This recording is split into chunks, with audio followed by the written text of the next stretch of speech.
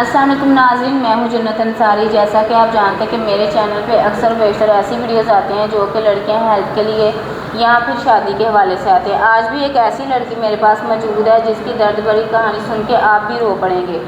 इनके घर के हालात इतने मुश्किल जा रहे हैं कि ये बच्ची जो है, इसकी एज देखें आप, बिल्कुल ही तकरीबन ये 20-22 साल की है और ये जगह जगह काम ढूंढ रहे, कोई काम नहीं से दे रहा है। जहाँ भी जाती है हर कोई गलत नज़र डालता है और जो इसके वालिद हैं वो भी बीमार है, वालदा भी बीमार है। जब घर में कुछ खाने के लिए है ही नहीं तो ज़ाहिर है बंदा बीमार ही होगा। कुछ खाने के लिए आएगा, कोई काम मिलेगा उन्हें तो ठीक होंगे ना।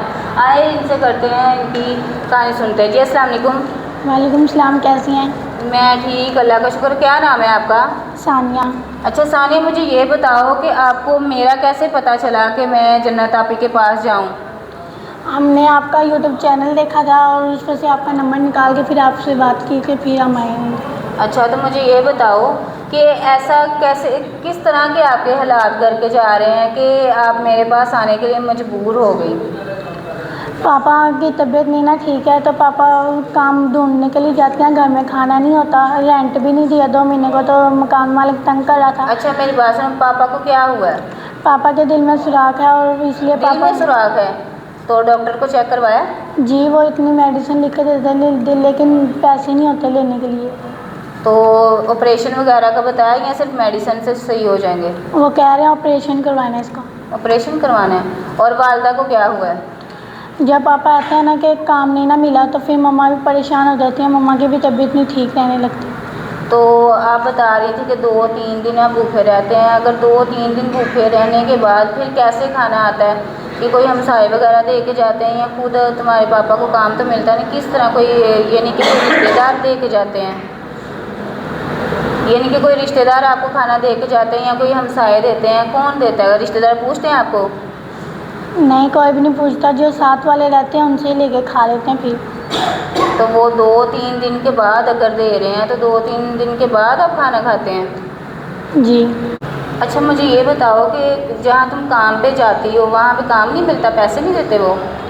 नहीं देते हैं, वो कहते हैं पहले हमारे साथ ये करो वो करो फिर आपको हम पैसे देंगे फिर आपको जॉब देंगे। इसलिए मैं इज़्ज़तदार लड़के, हमारे पास इज़्ज़त ही है और हमारे पास कुछ नहीं है। अच्छा तो बेटा मुझे ये बताओ कि अगर तुम्हारे बाबा को कोई, वैसे तो उनके दिल में सुराख है, अगर कोई उनका इलाज करवा देता है, हमारी ऑडियंस है आपकी बात सुन रही, कोई इलाज करवा देता है तो फिर आप खुश हो? जी। और तो आपके बाबा को कोई ऐसा काम करवा देता है कि तुम्हें भी घर से बाहर ना जाना पड़े और तुम्हारी वालदा को भी लोगों के काम ना करने पड़े और इज़्ज़त से घर में आपको बैठे बिठाए काम, यानी कि आप लोग घर में बैठो और आपके बाबा को कोई अगर ओवरसीज़ भाई उन्हें दुकान करवा देता है तो फिर तुम लोग खुश हो? जी, फिर हम लोग खुश हैं। और ये बताओ कि जैसे तुम जगह जगह गई हो काम के लिए, लोगों ने डिमांडें की हैं, काम नहीं दिया, ना ही तुम्हारे रिश्तेदारों ने आके पूछा है, ना मोहल्ले वालों ने, ना किसी ने नहीं आके पूछा, और जहाँ जहाँ काम के लिए गई हो हर किसी ने डिमांड की है। अगर तुम्हारी शादी हम करवा दें तो तुम कर लोगे? कोई ऐसा बंदा मिल जाए कि जो तुम्हारे सर पे हाथ रखे, साया बने तुम्हारा, शादी कर लोगी? जी। अच्छा किस तरह के इंसान होना चाहिए कि जिससे तुम शादी करोगी? इस तरह का इंसान हो कि हमारे पापा को भी खुश रखे, मुझे भी खुश रखे, मेरे बहन भाइयों को, मेरे मम्मा पापा को भी खुश रखे, हम अपना घर लेके दे, मेरे पापा को भी कोई जॉब वगैरह लग जाए। जॉब तो मैं कह रही हूँ दुकान वगैरह अगर हो जाए तो वो बेहतर होगी, क्योंकि वो आराम से पंखे के नीचे बैठ के काम करें जैसा कि उनके दिल में सुराख है। और अगर कोई आपके बाबा का इलाज करवा देता है और आपके सारे माली हालात ठीक कर देता है तो आप उनसे शादी कर लोगी? जी। कर लोगी? जी नाज़रीन, ये लड़की की आपने सारी दुख भरी कहानी सुनी है। ये चाह रही हैं कि कोई आके, कोई भी ऐसा अल्लाह का बंदा हो जो कि इसके बाबा का इलाज करवाए, उनके दिल में सुराख है और इनकी फैमिली को संभाले, फैमिली के साथ साथ इसे भी संभाले और इसे शादी कर ले। तो मिलेंगे अगली वीडियो में। अल्लाह हाफिज़।